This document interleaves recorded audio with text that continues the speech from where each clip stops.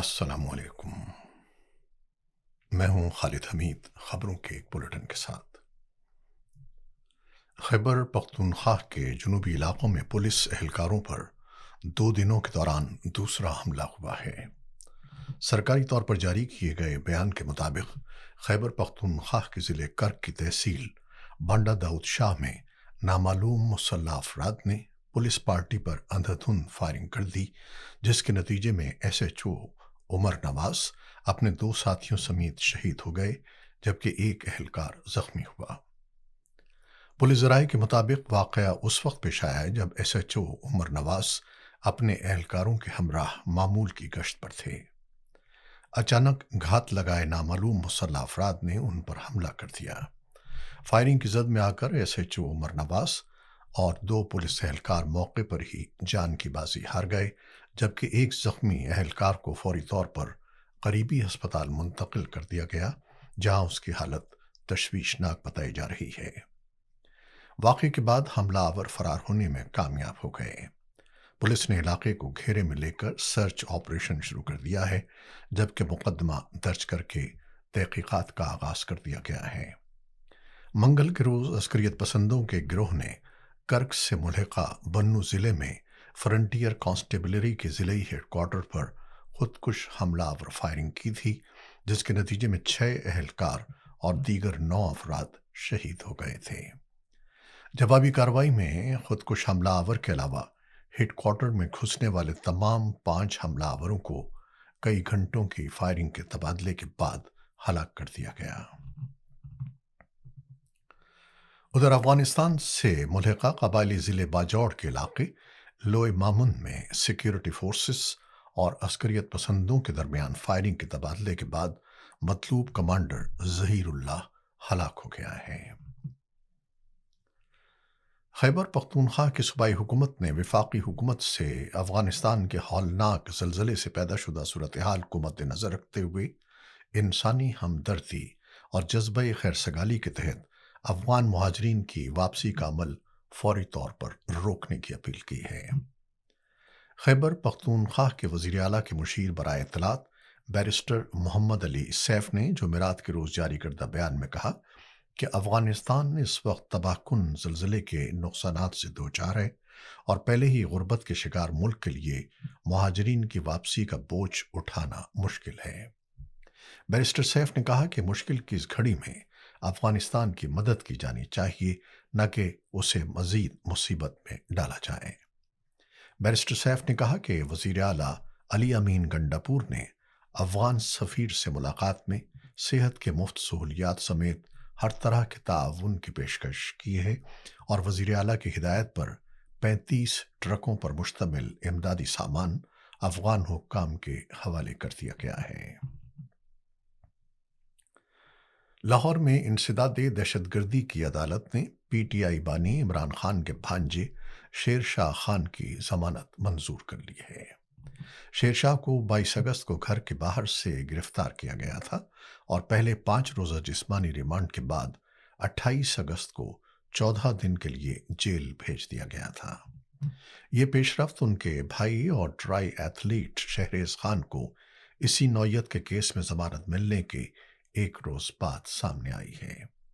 سماعت کے دوران اے ٹی سی کے جج منظر علی گل نے کیس کی سماعت کی، جبکہ ایڈوکیٹ رانا محدثر عمر شیر شاہ کے وکیل کے طور پر پیش ہوئے۔ دریائے چناب میں شیر شاہ کے مقام پر پانی انتہائی خطرے کے نشان سے تجاوز کر گیا ہے، جبکہ دریائے راوی میں ہیڈ سدنائی پر دباؤ سے شگاف پڑنے کے بعد بڑی آبادی زیر آب آ گئی ہے۔ ملتان میں سدنائی کینال کے شگاف سے بستی کھوکھرا سمیت وسیع علاقے متاثر ہوئے ہیں۔ کمشنر ملتان کے مطابق ہیڈ محمد والا پر پانی کی حد 417 فٹ ہے اور شگاف ڈالنے کا فیصلہ ٹیکنیکل کمیٹی کرے گی۔ متاثرہ آبادی کو بچانے کے لیے ہنگامی اقدامات جاری ہیں اور فلڈ ریلیف کیمپوں میں لوگوں کی آمد کا سلسلہ جاری ہے۔ بورے والا اور میلسی کے نشیبی علاقوں سے 95% انخلا مکمل کر لیا گیا ہے۔ D G P D M A Punjab Irfan Ali Kathia کے مطابق سیلاب سے اب تک کے صوبے میں 46 افراد جاں بحق اور مجموعی طور پر 35 لاکھ افراد متاثر ہوئے ہیں۔ اب تک 14,96,000 سے زائد افراد کو ریسکیو کیا گیا ہے، جبکہ 10 لاکھ سے زائد مویشی محفوظ مقامات پر منتقل کیے گئے ہیں۔ بیجنگ میں وزیر اعظم شہباز شریف نے چینی وزیر اعظم لی چیانگ سے ملاقات کی، جس میں پاک چین تعلقات کو مزید مستحکم بنانے کے عزم کا اعادہ کیا گیا۔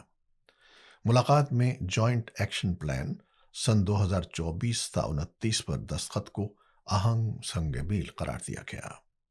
دونوں رہنماؤں نے سائنس اور ٹیکنالوجی، آئی ٹی، میڈیا اور زراعت کے شعبوں میں معاہدوں کی تقاریب میں بھی شرکت کی۔ دونوں ممالک نے فیصلہ کیا کہ آئندہ سال پاک چین سفارتی تعلقات کی 75ویں سالگرہ شایان شان طریقے سے منائی جائے گی۔ امریکہ کے صدر ڈونلڈ ٹرمپ نے ایک بار پھر روس اور یوکرین کے درمیان جاری جنگ کو ختم کرنے کے عزم کا اظہار کیا ہے۔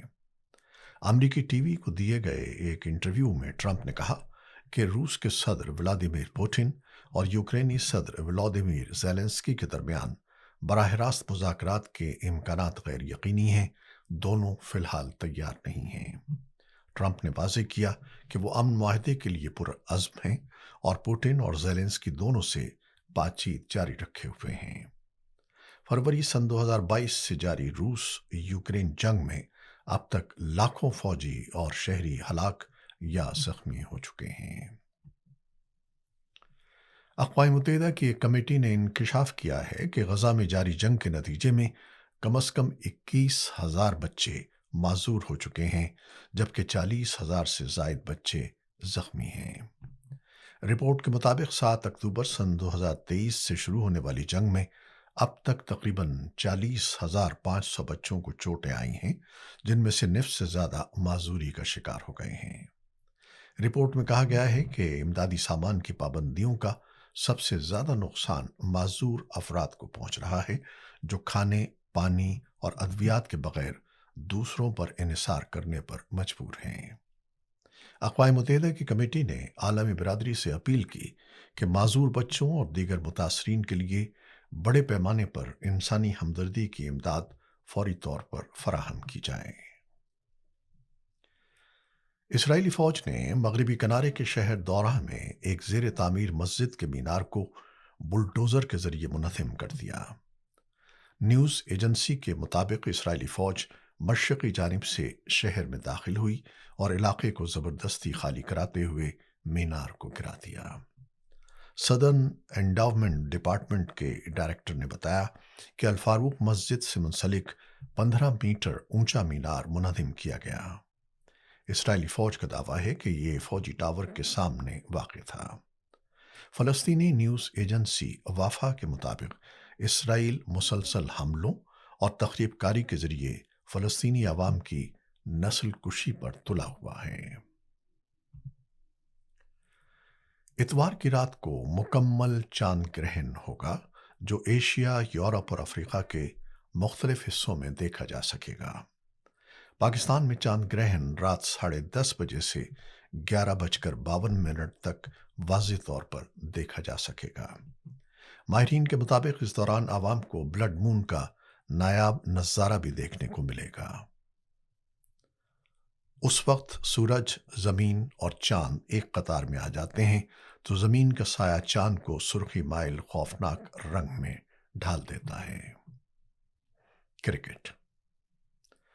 شارجہ میں جاری سے فریقی سیریز کے 5ویں میچ میں قومی ٹیم کا مقابلہ متحدہ عرب امارات سے ہوگا۔ پاکستان اور افغانستان 4 پوائنٹس کے ساتھ بالترتیب پہلی اور دوسری پوزیشن پر موجود ہیں۔ فائنل میں جگہ بنانے کے لیے آج پاکستان کو لازمی فتح درکار ہے۔ بصورت دیگر کل کے افغانستان اور یو اے ای کے میچ کے نتیجے پر انحصار کرنا پڑے گا۔ یو اے ای کی ٹیم اپنی پہلی کامیابی کی تلاش میں آج میدان میں اترے گی۔ فائنل میں رسائی کے لیے اسے اپنے دونوں میچز بڑے مارجن سے جیتنا ہوں گے۔ سے فریقی سیریز کا فائنل 7 ستمبر کو کھیلا جائے گا۔ یہ تھی وہ خبریں جو ہم نے اپنے یوٹیوب چینل پر آپ کے لیے پیش کی ہیں۔ آپ ہماری خبروں کو دیکھتے ہیں، شیئر کرتے ہیں، پسند کرتے ہیں اور اپنے کمنٹس میں اپنی محبتوں کا اور اپنی رائے کا اظہار کرتے ہیں، جس کے لیے ہم آپ کے ہمیشہ مشکور رہتے ہیں۔ اپنی ان کوششوں کو جاری رکھیے گا۔ خالد حمید اب اجازت چاہتا ہے۔ اللہ حافظ۔